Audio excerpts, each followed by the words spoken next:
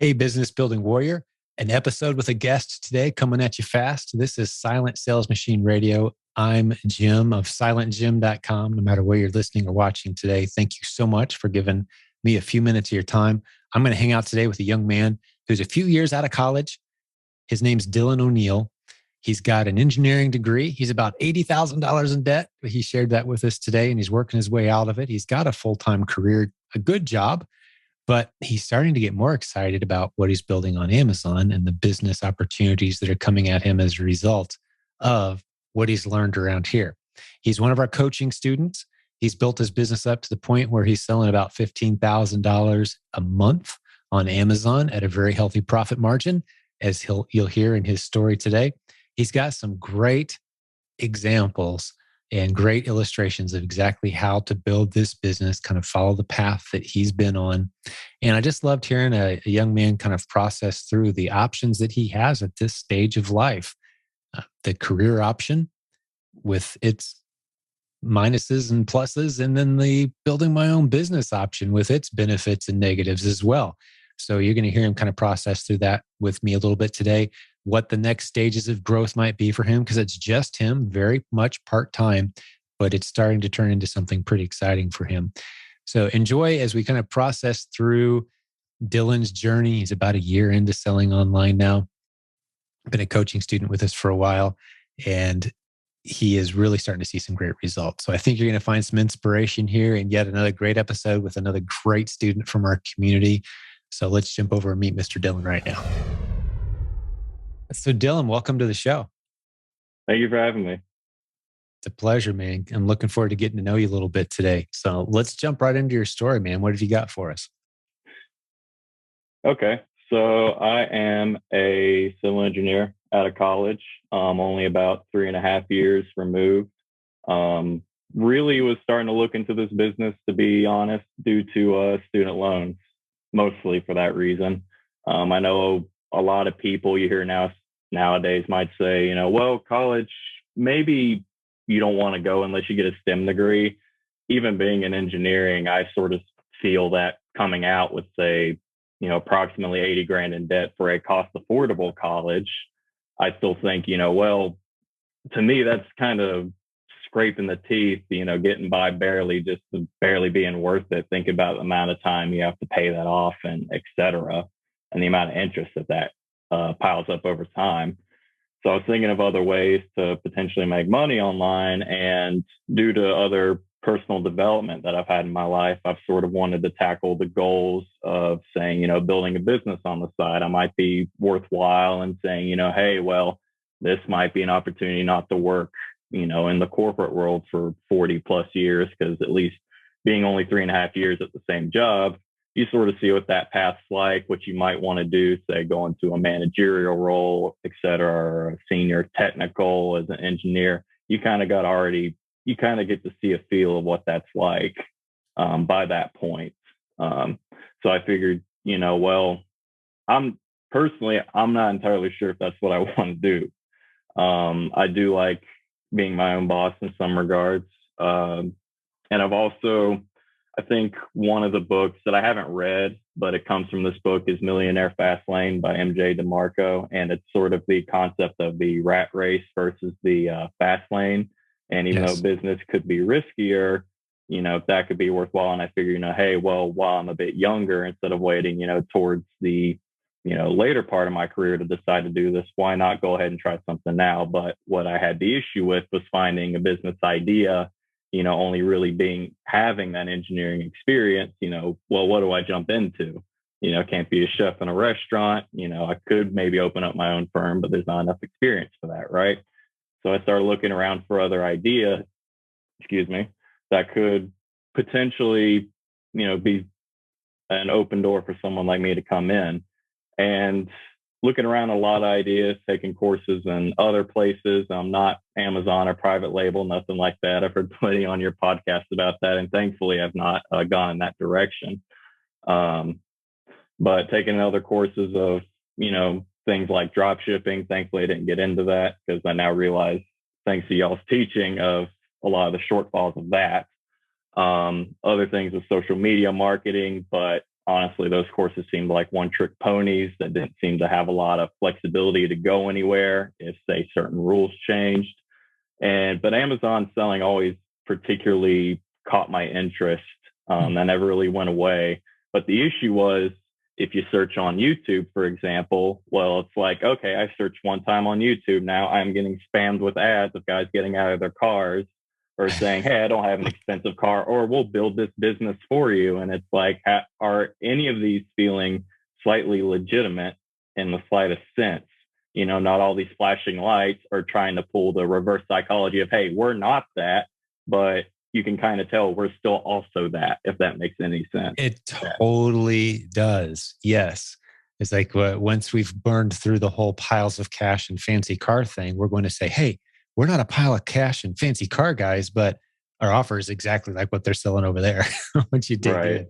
in. So what is that? I'm curious what that litmus test is that made you tip the scale into thinking we were legitimate. Like, what was it? And this is me doing a bit of market research, if you don't mind, Sure. because I know we bring things to the game that are far different than what else is out there.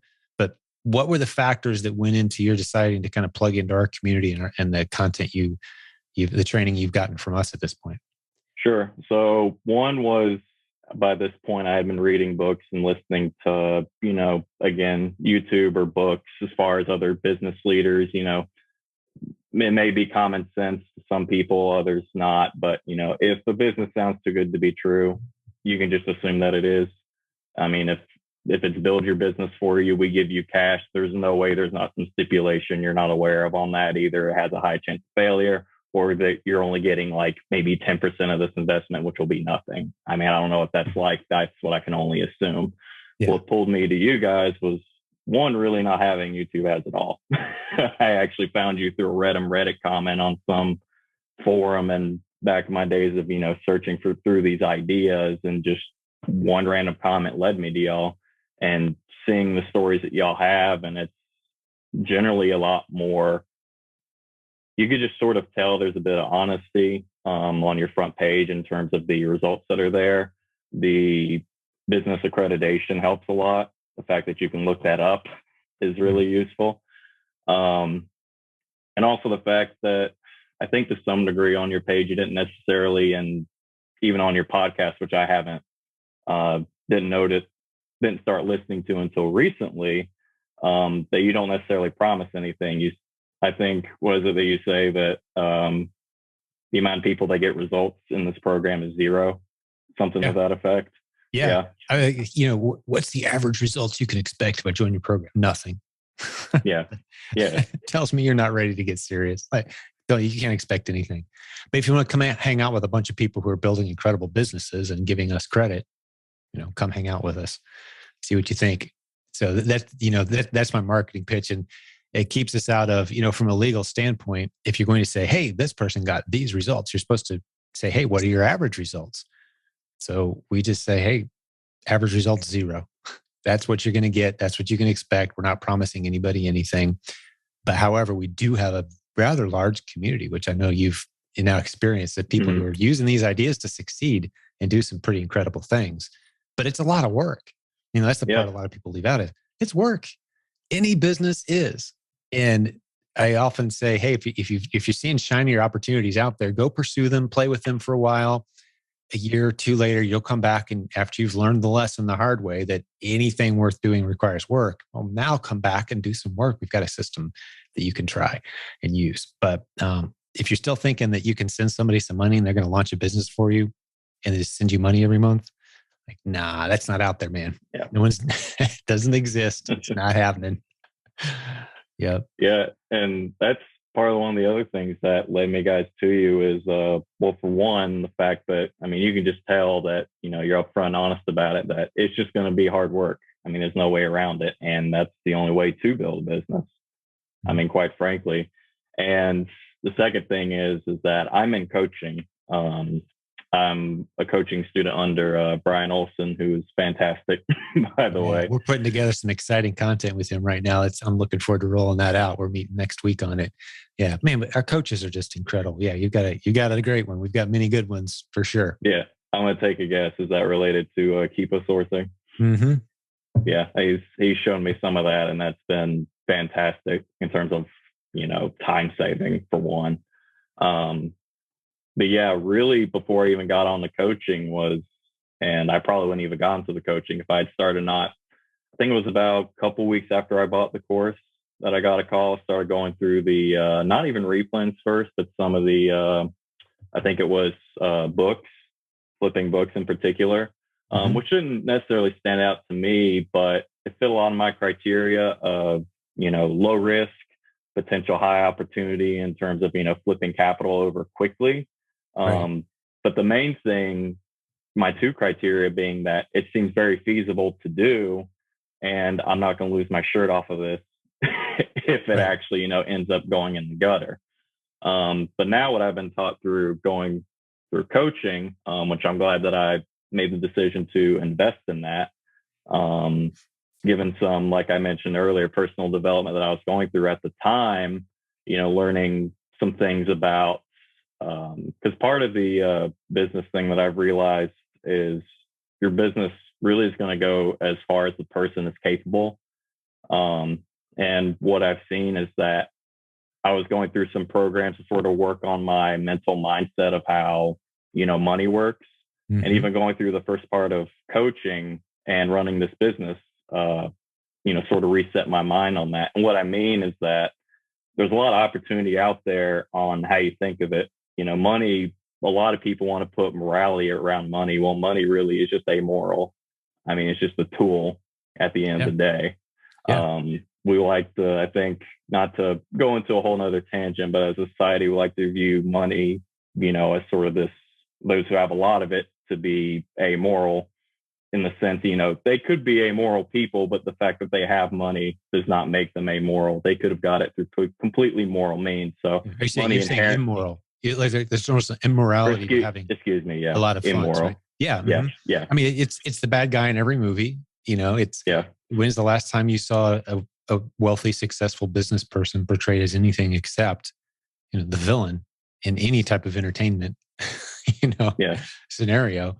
But yeah. And actually, that's a topic of great passion for me, Dylan. And for those who maybe haven't heard enough episodes to hear me soapbox, give me, 45 seconds here. And one of my mentors on this topic is Daniel Lappin, who spoke at our recent virtual conference.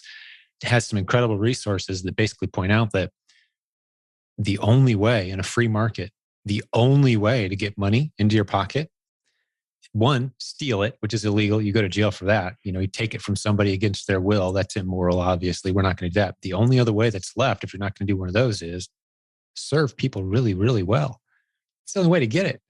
So you look at these billions of dollars that Jeff Bezos has, for example, every one of those dollars represents somebody who is willing to give him that dollar because he was about to give them something in their mind that was worth more than that dollar. Otherwise, they never would have given him the dollar.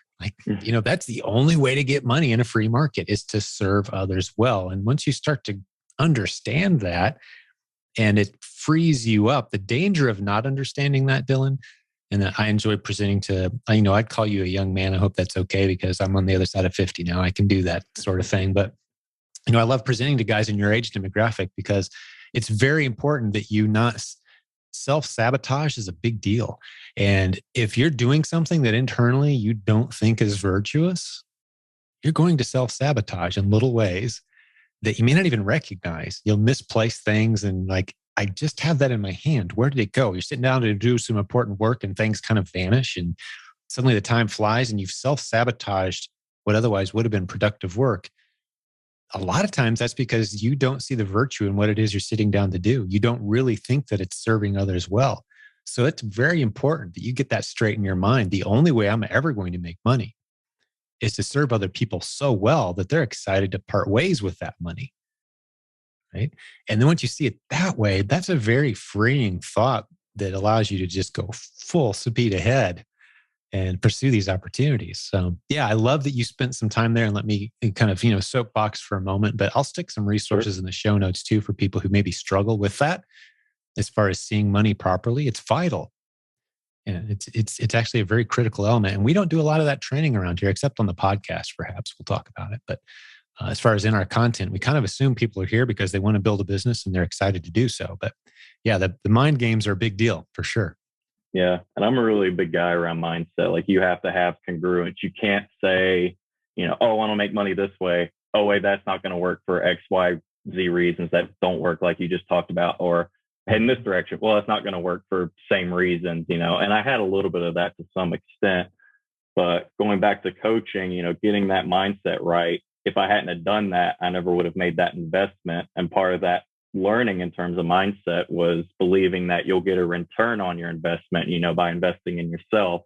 And at this point, about I hit my 10K mark in replans in just a little bit under 6 months. And now pretty average is 15K a month for me. Without coaching, doing this part time, don't believe I ever would have hit that. Probably would have never gotten close, to be quite honest. Probably would have had plenty of hurdles, Brian to tell me to say, this is what you should be doing. This is what you should not be doing. I mean, even just those slight hour calls can make all the difference and save you just hours of headache, just because you've got someone experienced there that can actually show you the ropes and say, at least give you reassurance that you're doing something right, or can save you hours of heartache by, pulling you away from doing something that can take you who knows how long to realize that you're doing it incorrectly. Right. Yeah. The value of mentoring. That's another one of those great lessons. It's good to learn young. If at any stage of your life you look around and you can't answer these two simple questions, you're not where you should be. And those two simple questions are, who's mentoring me right now, or coaching me, or leading me where I need to go in my next season, and like names of people, and who am I mentoring? Who am I bringing along behind me? And like that's a healthy place to be in life, is where you've got a short list of names on both of those lists. And again, it's a biblical value, it's a biblical principle, but it translates so well, regardless of worldview, into developing a healthy business. Because one of the things you'll find, Brian, Dylan, is as you're teaching someone else, and you don't have to pour hours and hours a week into this person, but it's someone you're kind of checking in on and bringing them along. You're going to have to stay sharp to be that person. It keeps you sharp, right? So you can kind of see where you're going. You're bringing someone else along where you've been. That's a very healthy place to be, but very wise choice. And I love the way you said, the coaching, you look at it from a return on investment standpoint. It's a great decision. It always is. If you get the right coach or mentor, it's always time well spent. I think the biggest cost of coaching is the time. The money expense is kind of secondary. It's the time. Am I willing to put time in and actually pay attention to what this person's going to do? That's a lot of time out of my life. Do I really want to take this seriously? That's the big decision point. It sounds like you did it. How far are you into your coaching? When did you jump into it? So signed up, I think somewhere beginning of March, mid-March of this year. So about 8 or 9 months into it. About 9 months in. You said you're doing about 15K a month now. What are your margins, just so we're painting an accurate picture for folks? Gross margin is about 21%, I think, 21%. Nice. Gotcha. Not a bad part-time side gig. Are you still a student? No. No, I'm 3.5 years out of school now. Oh, I got you. So okay. A little bit into the corporate world. Yeah. Got you. So you've got a full-time job now. Yep. Okay. And this is your part-time side income. Yes, sir. Right, well, talk us through the dynamic of that. How have you kind of squeezed the two together? You got any relationships? Are you married? I didn't see that in your bio. I don't remember. I'm not. Okay. I'm not. Which could be a good discussion. On one of your recent podcasts that I heard is, which I think is a good topic to jump into, is because something that I've been, let's say, struggling a little, not too much with recently, but just learning some lessons about is, the number one goal of this business really is consistency over everything.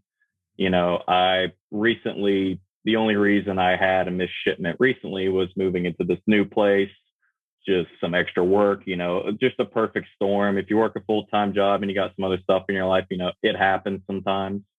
To anyone who's out there who says, oh, well, I missed a week, it's the end of the world. It's not. You may have to play a little catch up, but it'll, maybe take you almost a month to catch up.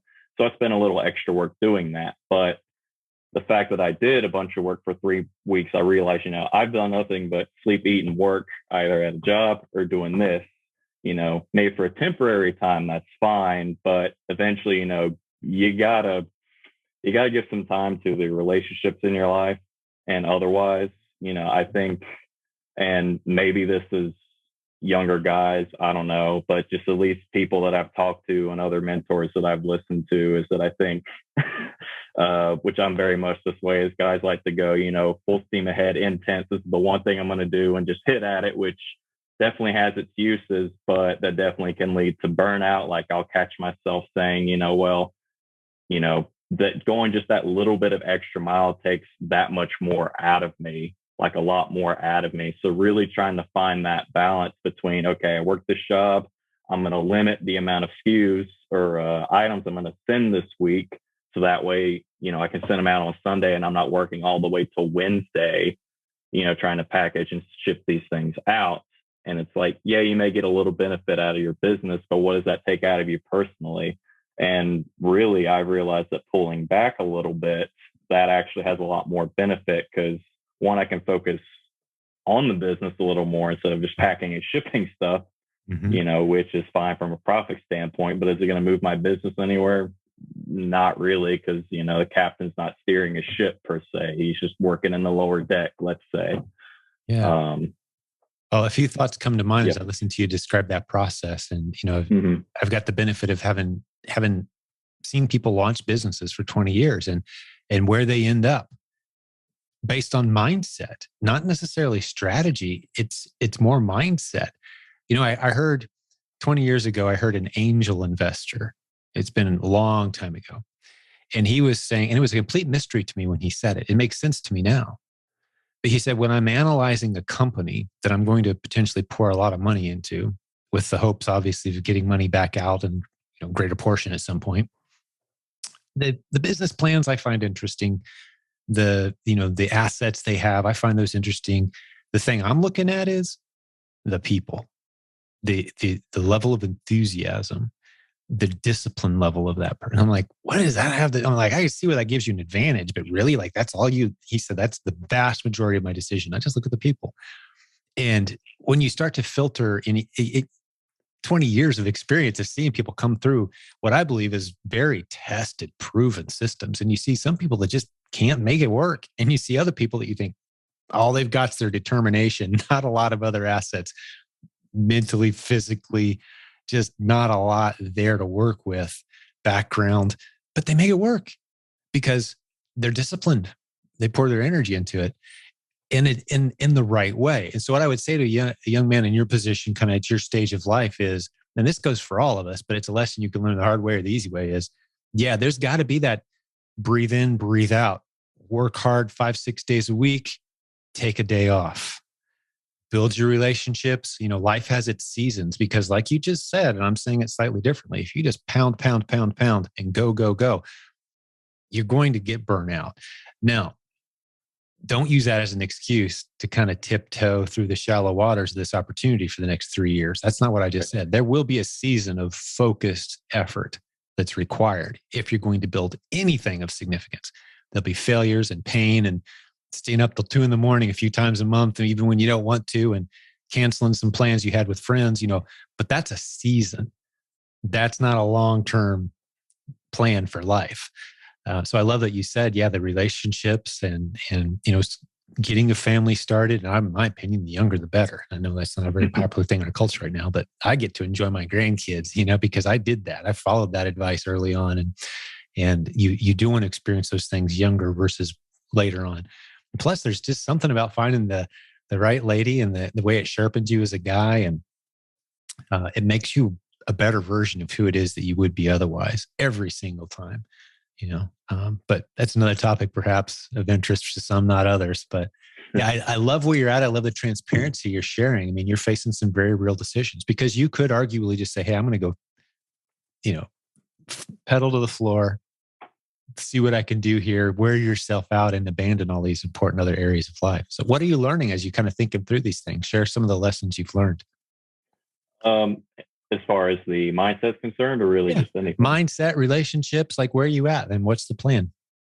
So what's on my mind? Well, first of all, going back to the whole thing, consistency, like you said, and really it's just, you got to be honest and check in with yourself. Like, I think personally, and this is just for me, your emotions will tell you if something's off, internally, if you feel, like if I, without speaking to us all, a lot of people who work in this business who come on this podcast say they're introvert. I'd say I'd skew in that way. I personally believe it's a little bit of a spectrum, but regardless, I lean on the introvert side. But going 3 weeks, saying, oh, office, COVID stuff, really don't see anybody, come here, work, maybe go to the gym, see a little bit of people occasionally you talk to, that's, like you said, it's fine to go into those focused, determined times, which I've done, especially at the beginning, when you're ramping up this business initially. I had that time and, that works just fine. And there's a lot of, it's motivation to keep you going because you can constantly see that growth until you level out, then before you start expanding to outsourcing, which is where I'm at.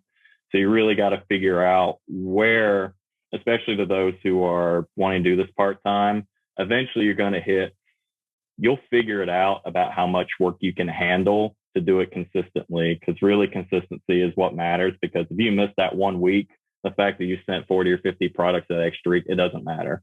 And I've experienced that recently just because of, conditions that were really out of my control, that I mentioned earlier. That catch-up game, consistency really does pay off, really, in anything. I can relate this back.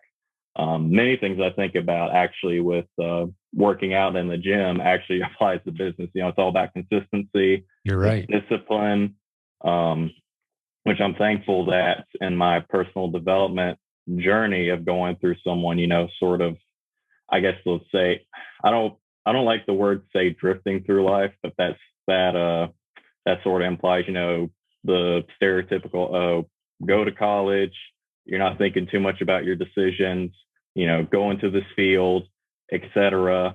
Don't really take a chance on anything, just sort of that. As I got at it, the default path that we're all told to kind of settle into. Yeah. And that's partly why I say this business is a bit personal to me, is because I thought that was a way to, oh, well, this is something interesting to me. Let me pursue that. Going to the gym was the first thing I did. This is something interesting to me. Let me pursue that. Let me actually improve myself a little bit instead of just, I'll, work, maybe hang out with friends and then, go play video games, watch TV or something. And then that's the rest of what you're doing. How about put some hard work into something and see what sort of fruits can come out of that? That's sort of my mindset of what really helped propel me into this. I love something you said earlier about the kind of the rules for health kind of overlapping with the rules for business. I completely agree. I would say the rules for relationships and health and money and business and even faith and, the rules are all the same. The longer I've had to kind of look at these things, and I think the one core component that holds them all together, and maybe this will challenge you and maybe the listeners will find this interesting, but others kind of becomes that core glue. What I mean by that is if I'm only working out to benefit me, if I'm only building my business to benefit me, if I'm only doing what I'm doing because I want what I want on my terms, that plays out in a pretty miserable conclusion in the end. I've seen it enough times. But you do it for others. You do it for your spouse, for your kids, for your family, for your customers. You start to live in this other oriented, and the rules suddenly become the same, and they make a lot of sense. And so one of the things I thought for example, is what does staying healthy have to do with others? Like if I'm not the healthiest version of myself that I can be, I can't serve others well. They need to be taking care of me at some point, right? So it is another oriented thing.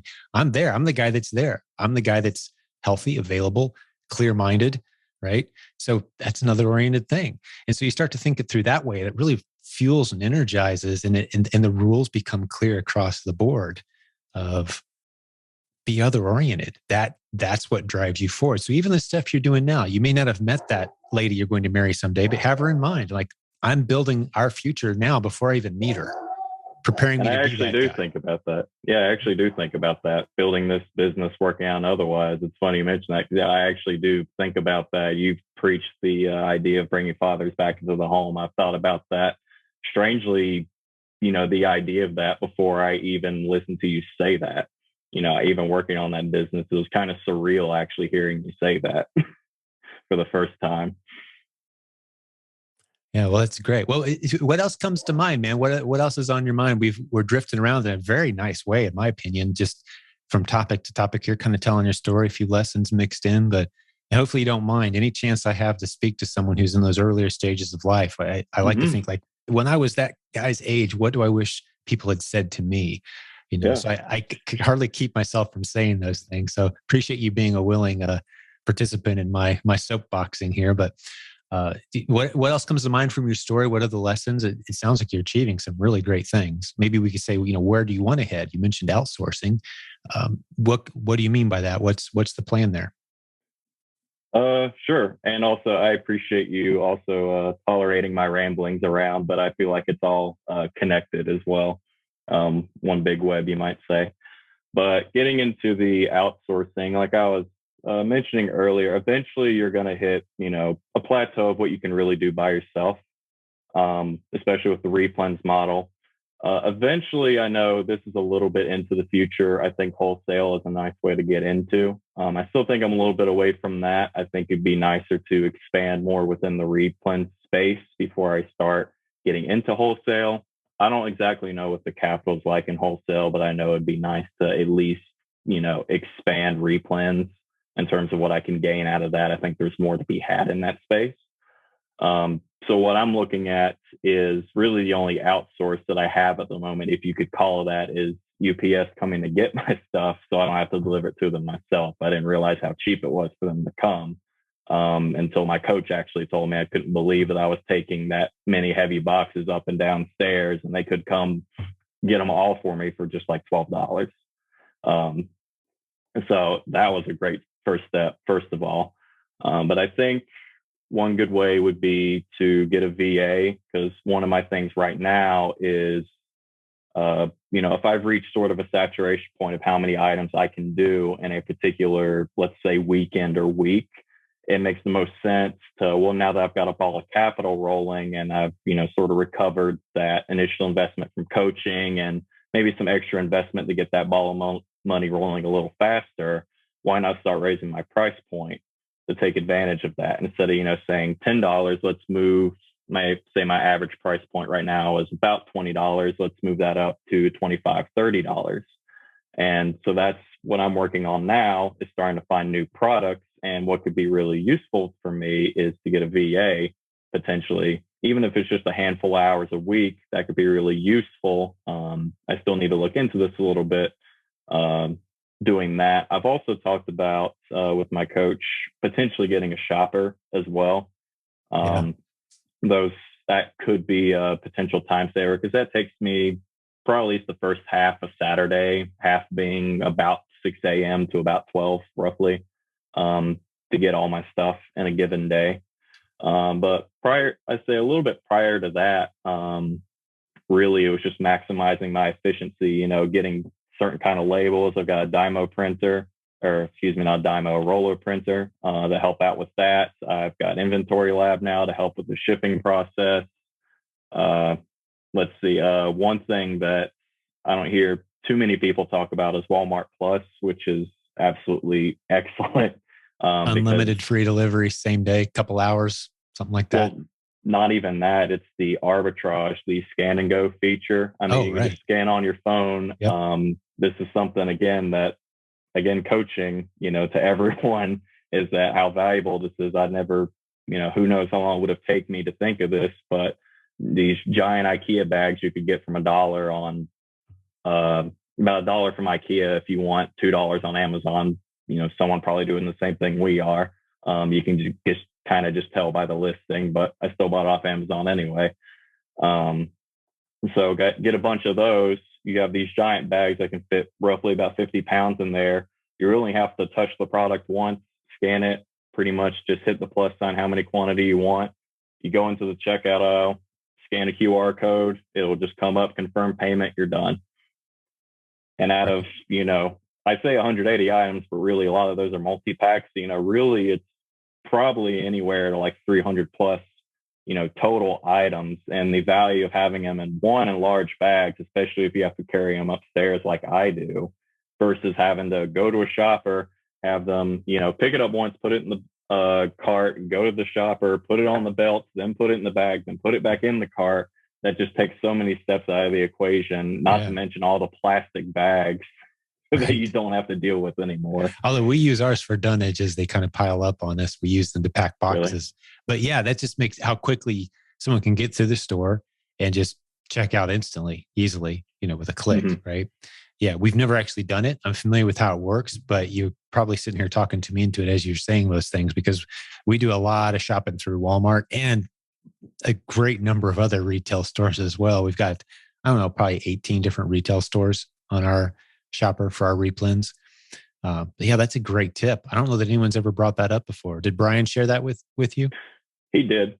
Yeah. And it was funny because he mentioned it to me, and I said, oh yeah, I heard of Walmart Plus. It sounds pretty interesting. And he said Scango. I was like, oh yeah, I heard of it. And then he told me what it actually was. I was like, it is what it literally says. Yet it never just dawned on me to actually think about it. But that's Mhm. roughly. I'll even give you a trial period of 30 days if you want to try it out for free. But I mean, it's only like $90 a year. But the amount of time that saves, and even the shipping for online arbitrage, like you said, and I haven't even used that yet, but just the fact of having that feature is worth it on its own. Yeah, for the in-store convenience shopping, checking out. But yeah, we've used it a good number of times to have stuff delivered straight to our warehouse. Like, here's the things Yeah. you need from Walmart. Someone get online, free delivery. I have heard that if they start to feel like you're a reseller who are using their delivery services, they can shut you down. I've heard that happen to some people. But as far as like shopping out while you're checking out while you're shopping in the store using that feature, that's beautiful. Yeah, that's a great tip today. I love it. Hey, quick break while I tell you about a fantastic sponsor, someone who's been a member of this community for a long time, Jonathan Swart and his family since 2016. They built a company called ilovesupplies.com. They have great poly bags. These bags have strips on them when you peel it that don't cling to your hand or to the product. You don't have to flick your wrists. Printed right on the bags are the size of the bag in case they get mixed together. It's a beautiful feature. It also says ready to ship right on the bag, so you don't have to worry about putting stickers as much as you do currently. It really speeds up the time you spend prepping your product, which makes a big difference. Contact them at ilovesupplies.com. That's ilovesupplies.com. When you email them, use the email address igotmybags@ilovesupplies.com. Again, the email address igotmybags@ilovesupplies.com. Check the show notes. All the information is there as well. I have heard that if they start to feel like you're a reseller who are using their delivery services, they can shut you down. I've heard that happen to some people. But as far as like shopping out while you're checking out while you're shopping in the store using that feature, that's beautiful. Yeah, that's a great tip today. I love it. Well, what else is on your mind? Where else do you want to go with this? Any other lessons to share with everyone, or maybe there's some more of your story that you'd like to share? You're doing a brilliant job, by the way. A lot of good Thank you. information shared. Appreciate it. Yeah, for sure. So, I mean, let's see. We You were touched talking about on. outsourcing, and some of the ways Yes, you're kind sir. of doing them. And maybe I could give you my advice, and if you Sure. like, just kind of the things you threw out there, just as a general rule of thumb, when you're talking about what that next step is, that first hire, especially, you kind of want to get it right. And I think we tend to lean towards hiring someone to do the stuff we really don't want to do. And sometimes that's okay. But the best hire, in my opinion, is someone who's going out and on the hunt with you. What I mean by that is, another replens sourcer, that virtual assistant. We've got the proven replensva.com program. You can train your own VA. That's cool. Or you can come to us. We'll train one. I'll stick a link in the show notes for those who are interested. But finding somebody who's actually in the hunt with you now. So they're bringing revenue to the table. You're not just paying them out of the revenue you have so you can free up your time. That's good. But more ideal, you bring someone in who kind of pays for themselves, if you know what I'm saying, because of the revenue they generate. And now you've got a lot of new revenue now to start hiring some of those convenience hires, I would call them. It's like, finally, I don't have to be the guy that does the tape on the box. I don't have to be the guy that does, so those kind of come second. And what that forces you to do, Dylan, is it forces you to truly understand your system, build a system, truly understand it, and now bring someone else in who's kind of, hunting the Easter eggs with you. right? And then you can hire a shopper, a prepper, and bring those people in. Now that you've got this nice flow of Easter eggs flowing in, these good finds flowing in, and you don't have to be the guy doing it all the time, you can kind of step back and build a system at that point. But until you can replicate what's in your head, going out and finding the gold and the Easter eggs and hunting, that's the step, that's the magic. And that's the skill set you want to pass to somebody else who can kind of contribute. That's my philosophy on it. Right, for sure. And yeah, and it's always, like you said, the system. And of course, being as an engineer, it's always the details, right? That's pretty much my whole job, is to focus on things like that. And even as, and it's, I think, imperative for people, to think about that future expansion. I even think about, okay, well, it's a shop list that I have. And I'm actually, even before this call, I was messing around with, I had just gotten into Replan Dashboard to see if that's a little bit more convenient. Because the way that I've got it, it's like, unless I prepare it and explain it to someone, maybe even after I explain it to someone, they're not going to get it. So that's not very useful to hand off. I probably should come up with something else. So it's probably good to always be thinking about the system in that regard. I can't remember the title of the book I read. I think maybe it was The Compound Effect. I'm pretty sure it was. Don't remember the author, but it's a common book. Darren Hardy. There you go. Nice job. Mm-hmm. Yeah, he talked about the 1% incremental improvements. Do you remember that? Have you read the book? I've actually heard of it, and it's very, very synergistic with Atomic Habits by James Clear as well. I haven't read of it, but I heard of it, and I've actually got Darren's other book. Probably where I heard of it was Atomic Habits. Actually, two great books, by the way. We just dropped on folks, but those slow incremental 1% little improvement processes, and you gave a good example of one. For example, our shopper list. I've mentioned this on a few episodes recently. It's something I want to be able to train a shopper in under 2 minutes. Fully trained, fully functional. You're good to go now. 2 minutes. That's all we got. And I wanted a process that was that simple. And that's what we have now. I feel like I could bring any competent person. You're like, hey, okay, open up your smartphone, share in the spreadsheet now. We've got your name in a column here, right? So as you buy stuff, you drop in these columns. Here's how many we need of all these products. And as they buy them, the number drops and anyone can be shopping at any time. And then when we check them in, you click a button, they all get checked in. We're using Replan Dashboard as well to help us stay on top of how many units do we need of different products. But it's a very simple system because we've over time made tiny improvements. We're always improving our processes, little incremental improvements to the process, but it's a very clean system now. So that's, if you're going to pass it off, you want it clean, but you're never going to have it so clean and perfect that it doesn't need improvements anymore. You're always going to be working and improving your system for sure. But yeah, that's where you got to need to be, is, shape it to the point where I can pass it to somebody else and reasonably expect them to grasp it as easily as possible, as mistake-free as possible, ideally, right? But that system mind is going to serve you very well, that engineering mind in building systems. Yeah. So what improvements have you made to your process? Any tips or strategies? I love the one you dropped on us, the Walmart Plus. What else you got? Anything else jump out that you could share? So a lot of them really, so many of them really come back to applications and other services that you can use. I know that one podcast that you have that I had Be Cool at the time, but I think it was a good episode, was relating back to Be Cool. That was one of the first ones that I got. Keepa, of course. I mean, repricer, for those who don't know. Yeah. Keepa, which Replens wouldn't really work without Keepa, to my knowledge. No, you got to have Keepa. Yeah. AZN Insight, Inventory Lab as well. I think those are the major ones. And then most recently, once my data gets synced, I'll be taking a look at Replan Dashboard, like you said. So that way, inevitably, when I do get a shopper, or even for myself, be able to actually hand them off a list, that's not confusing and has, 6-7 different rows on a column on an Excel table. And they say, I just need to know how many to buy, sir. I don't need, what is this, extra stuff that's on here. Right.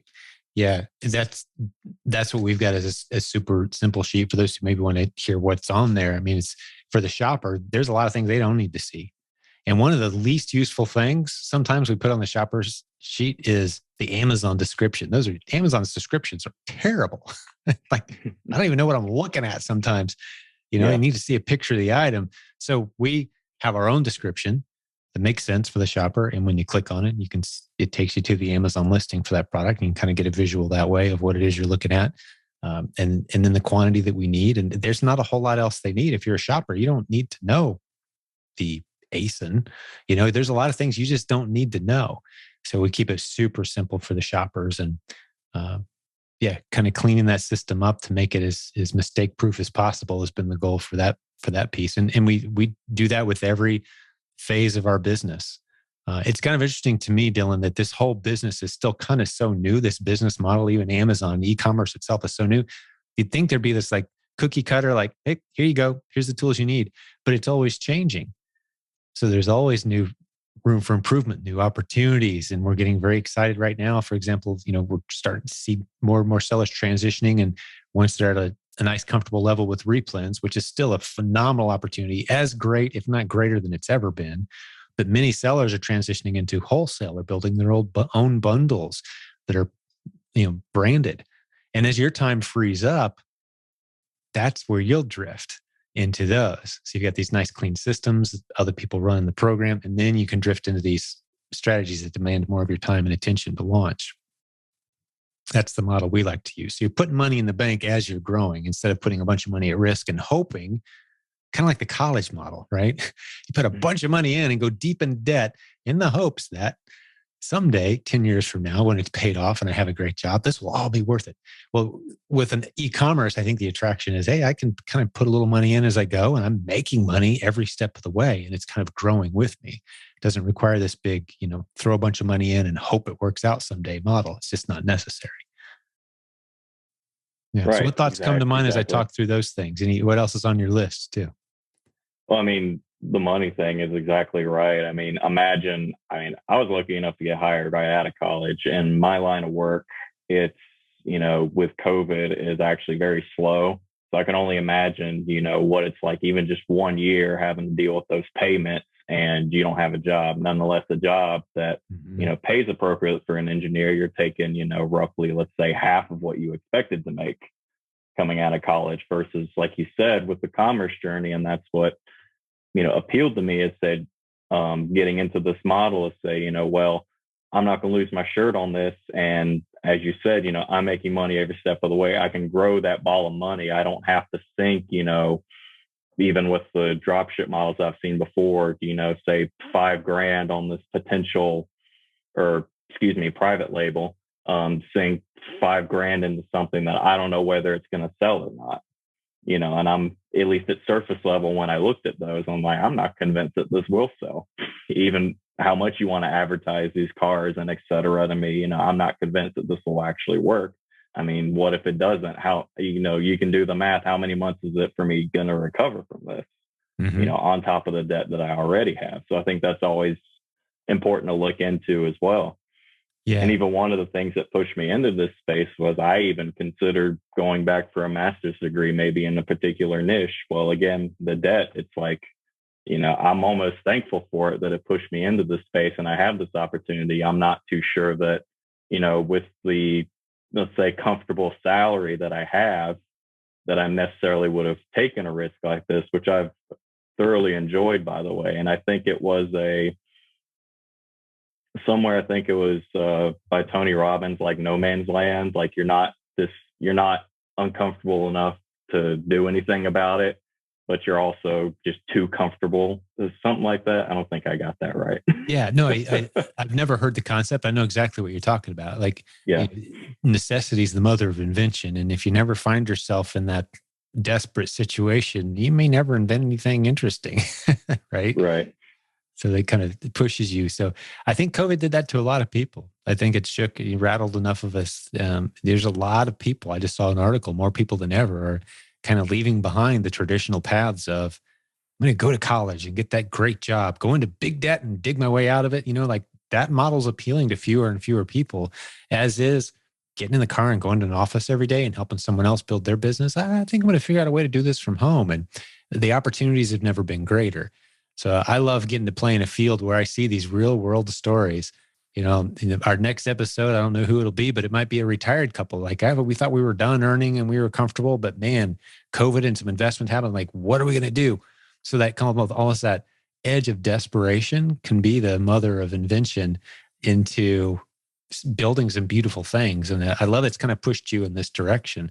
I can fully see, for example, where you'll have a difficult decision at some point in the not too distant future where you're struggling. Can I afford to work for this company?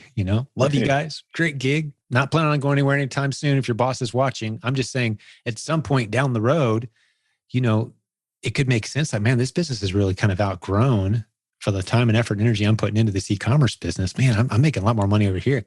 What if I was full time just doing this? Can I imagine that? Do you see yourself having those conversations someday?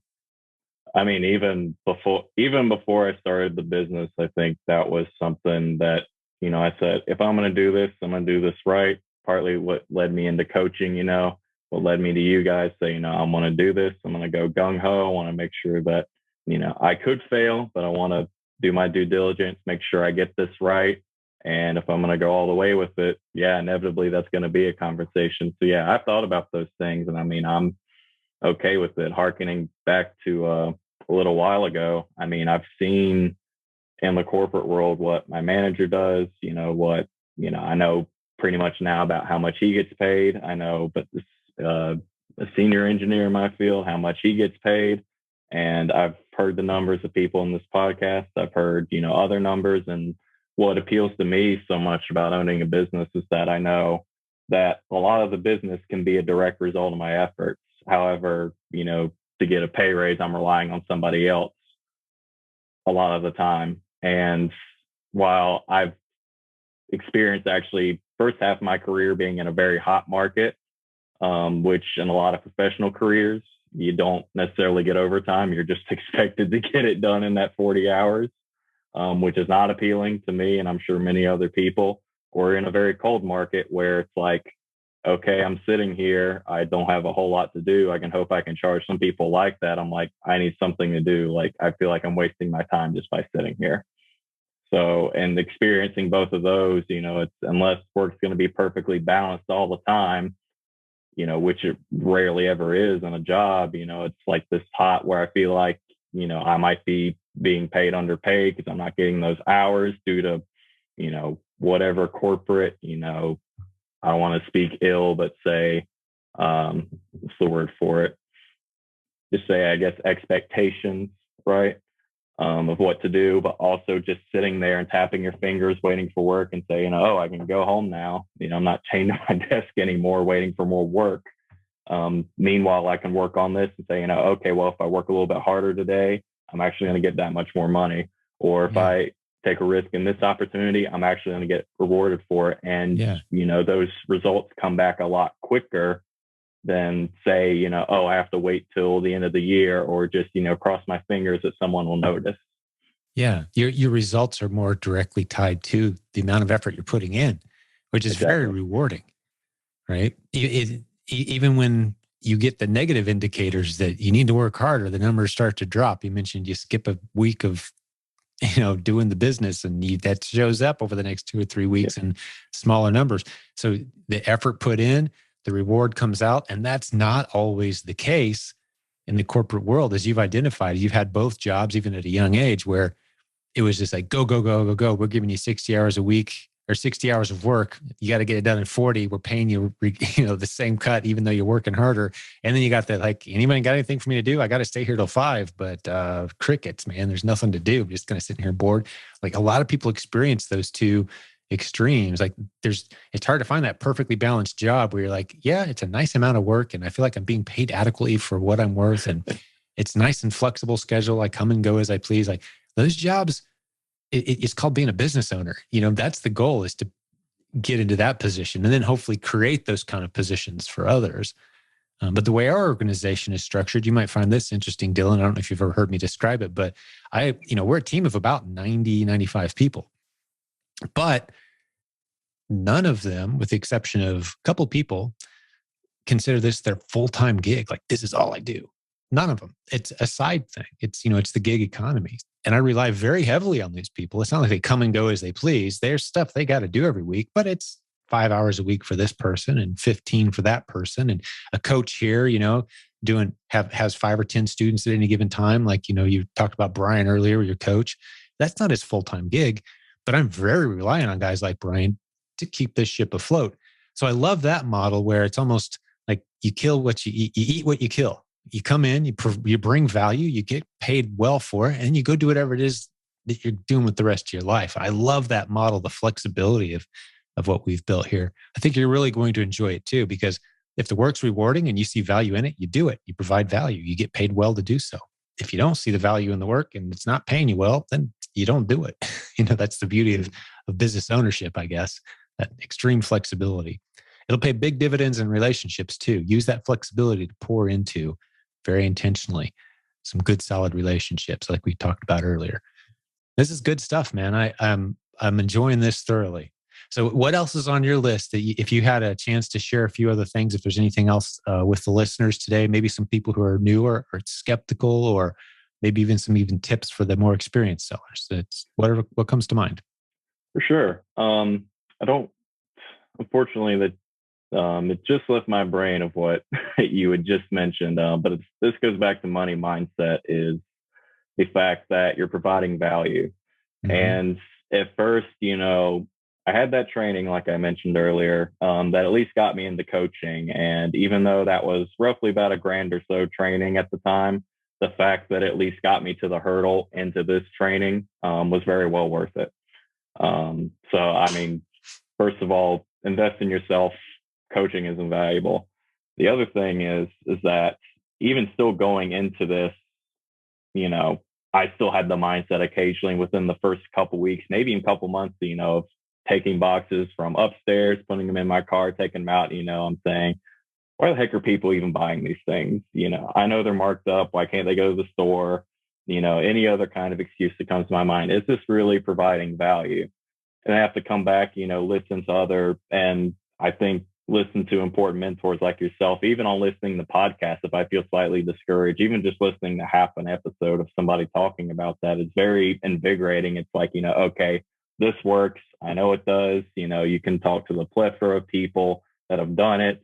If one person can do it, and especially if this many people can do it, you can do it as well. So anybody who's new, I've heard anybody that can do it, you can as well. And I hear often on your show that a lot of one of the hangups that people have is, well, where do I find products? And I agree with you fully when the response is, that's not the question you should be asking. And the thing that I thought of, it's like, where do I go fish? It's almost the same concept to me. It's like, well, there's plenty of products in stores and otherwise, I mean, you can really go anywhere. I mean, a nice visualization for that, for anybody out there who may be hesitant on it, is I've gone out to Walmart and grocery section and have had a full cart within just 2 aisles. Mm-hmm. I mean, it's just going out there. I mean, there's plenty out there. The question is, how are you searching for the products necessarily? And do you have a repeatable system that can actually be sustainable over time? And that's one of the things that you guys teach on a much smaller scale, but it's a lot easier for people to get into. Yeah, it's a lot of elbow grease and it's a little bit of hard work, but that's the way business should be done. You shouldn't expect to jump into something, unless you're an angel investor who, has experience already. If you're a first-time business owner or a business owner, first time in any field, you should expect to get your hands dirty a little bit. Yeah. You should be, unless you're starting with someone else, be pretty much your entire business until you outsource that, to other folks. Like I said, captain of the ship, you're kind of doing everything. Then you bring others aboard and you can just focus on steering the ship necessarily. So, I mean, the opportunity is out there for everybody. And that's one of the reasons.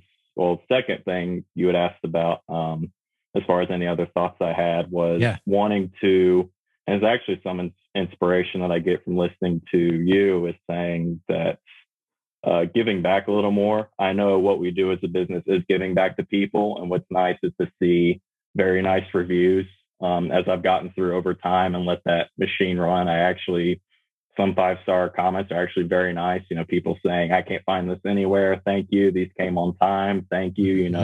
If you don't think you're providing value, well, stick with it long enough and you'll see it. Yeah, there's occasionally some negative stuff because people had a bad delivery experience. I've even had one person who claimed I sent him dented potatoes on purpose because reasons, and it's like, it feels like a personal attack, but I didn't take it personally. Sure. So, I mean, there's plenty of opportunity. And if you stick with it enough, and it's important to have a tribe of people you can listen to, like yourself, even with the podcast, either the community, if you're feeling a little bit discouraged, which is a part of the journey, you will at some point, that's nothing to be ashamed about necessarily. You need to just listen to your mentors and just trust in the system, really. Just trust the process and see it to fruition. If you stop short, you're never going to know. So right. I know that was a long-winded way of going a bunch of other places, but I hope that came together correctly. No, it did. It was a great list. And you kind of visited a point twice during that I want to just unpack a little bit and hear you address. And that is, you mentioned am I providing value? And you find yourself questioning, like you're carrying these heavy bags of priced products that are just marked up. People go to Walmart themselves and buy it cheaper. Why are they going to buy it from me or whatever store you source from? Where I think spend more on, am I actually providing value? How have you kind of encapsulated that thought process in your mind? Like, so you do see the integrity. You mentioned the reviews, right? Like people leave great reviews. Talk me through, like if I'm not convinced and I came to you and like, all you're doing is marking product up, price gouging people, what is your response back to that mentality that some people have? And I'll take a stab at it too, but I'm just curious how you've kind of processed through that in your mind. Besides the, I get the occasional positive review. What other thoughts do you have? Because I think it's important, again, that we see virtue in what it is that we're doing, because otherwise we're going to self-sabotage. Right. So the simplest answer, I think, that encapsulates everything is the very capitalistic free market approach, is to say, well, if they don't want to buy it, no one's forcing them to buy it. At the end of the day, I mean, that is what it is, right? I mean, Amazon's a free marketplace. If people want to go in there and buy something, that's fine. Occasionally, yeah, you will see the reviews of saying, oh, this is marked up. I could get this for so-and-so so much better. I'm like, for so much better price. I'm like, okay, yeah, well, you could have done that, sir. Or, oftentimes they say, oh, I paid this much. I thought it would be bigger. And, this list that I'm on is not misleading in any way. It says, 5.5 ounces, whatever, there is nothing misleading about it. You just assumed that it is. So, and sometimes get a refund. Amazon's very generous in their refund policy too. It's not like we're, got you, sucker. Like, no, get a refund.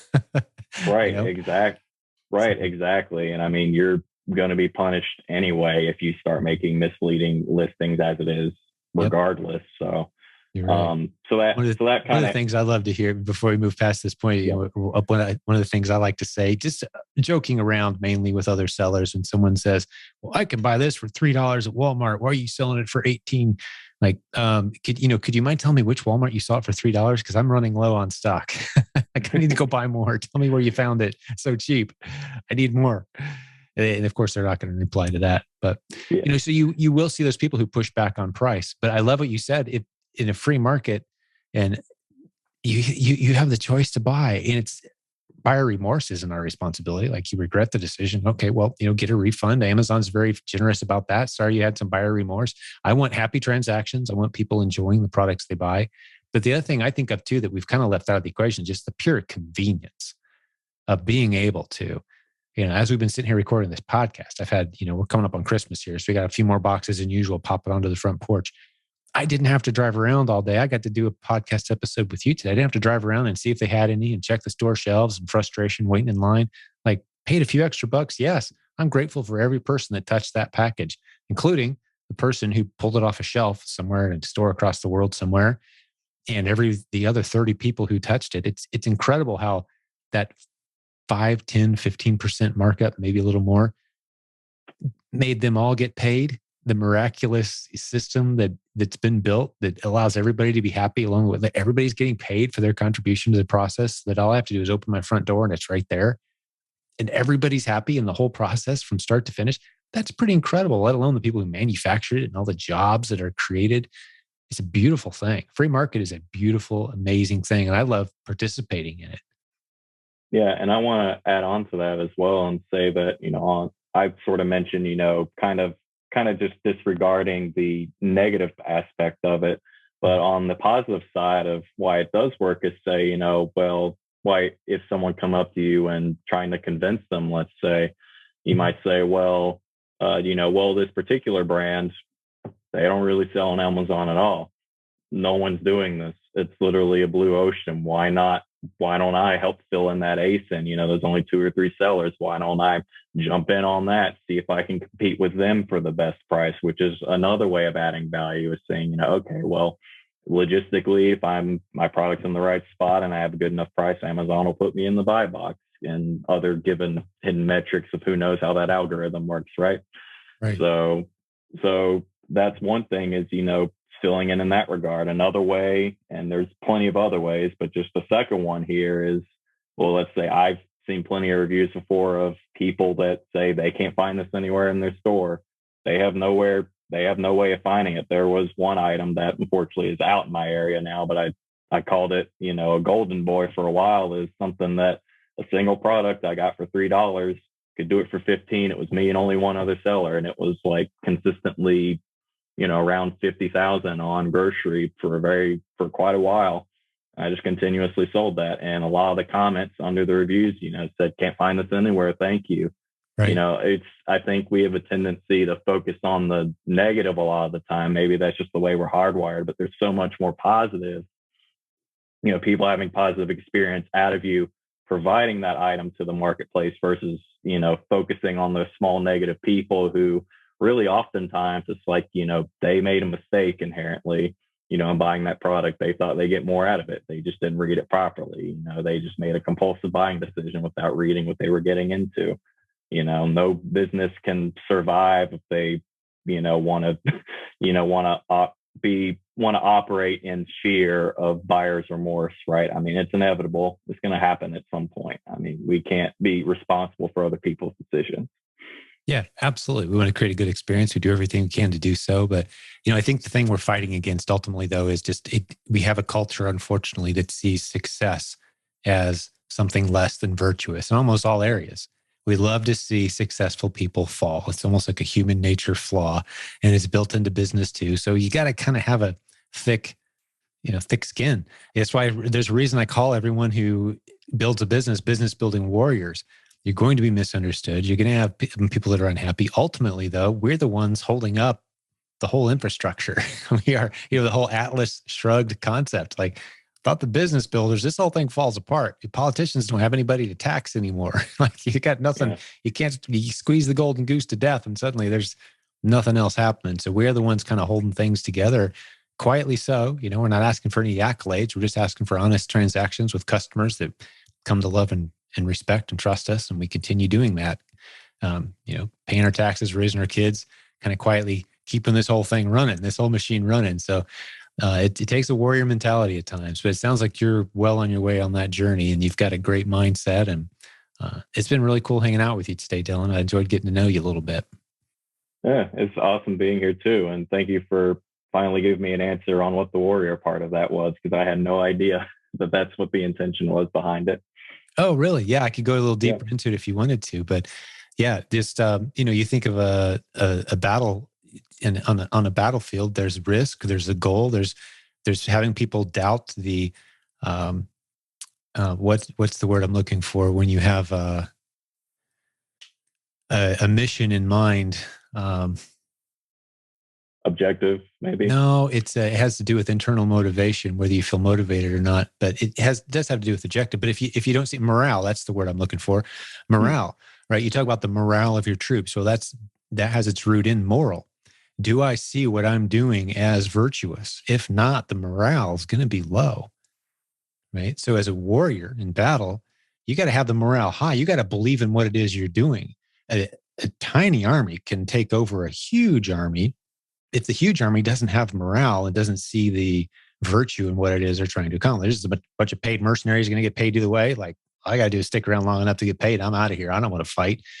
But the smaller army that really believes in what they're doing, that's a lot of it. The mental game that's required to be an effective warrior and really believe in what you're fighting for. It's the same in business. In a culture that says success is bad, if you succeed, we're going to punish you even more. And the more successful you get, the more punished you're going to be.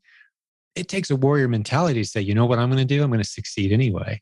And I'm going to be misunderstood. And I'm going to create a long trail of happy customers, even though people look at me and go, well, look at you, overnight success, driving that nice car. It's like, no, you don't know how many years of failures and being misunderstood and disappointed customers and bad ideas and money misspent and all the inventory I bought that I had to donate and give away and just lost my shirt. You don't see all that. All you see is the nice payday. And so that, so there's a lot of elements that start to stack into. You're going to have some thick skin, kind of like being a warrior. Right. So thanks for the chance to explain that a little bit, because I think sometimes I just assume people get the analogy, but I could probably go on, but I think you can kind of let your imagination wander and see where that kind of goes. You're going to need a team to succeed in business. You can't go to war by yourself. You need a team, right? It's called an army. That's why we do this together, right? So we're warriors in this together, man. Cool. Hopefully that helps you out. No, exactly. I actually love that means that now. Thank you for the explanation. For sure. Hopefully it helped others too. Well, I think I'm going to wrap this one up, buddy. I've actually got some errands I got to run for my family, and probably going to grab a few replens while I'm at the store I'm going to actually too, because I can't walk past those $20 bills just sitting there. But it's been cool hanging out with you, buddy. Appreciate you being here. No, thank you for having me. Yeah. And let me just talk to the listeners for a second. Thanks for hanging out with Dylan and I today. Another really fun, entertaining, hopefully, but most importantly, informational, motivational episode for you. If we said some things that challenge you, or some things you want to push back on, some questions you have, jump into our Facebook group. We love discussing the episodes. Just jump in, start a discussion, or send me a private message if you'd like. The links to our coaching program, to our course, everything at silentgym.com. No matter where you're listening or watching this, we really love the feedback, the reviews. That's kind of your way of paying us back for this free show. If you don't mind, spread the word too. We appreciate all of that. But until we meet again next time, business building warriors, now that we all know what that means, God bless you guys. It's great hanging out with you. We're in your corner. We're rooting for you. We want you to succeed. So come be a part of this culture, this community that we're building. We'd love to see you here. And we'll have another episode for you real soon. Talk to you then. Hey, before I let you go, one last reminder, our incredible sponsors, ilovesupplies.com. There's a link in the show notes. Go check out their poly bags. It will speed up the process of getting your inventory ready to send to Amazon. Time is money. They can help you out. ilovesupplies.com.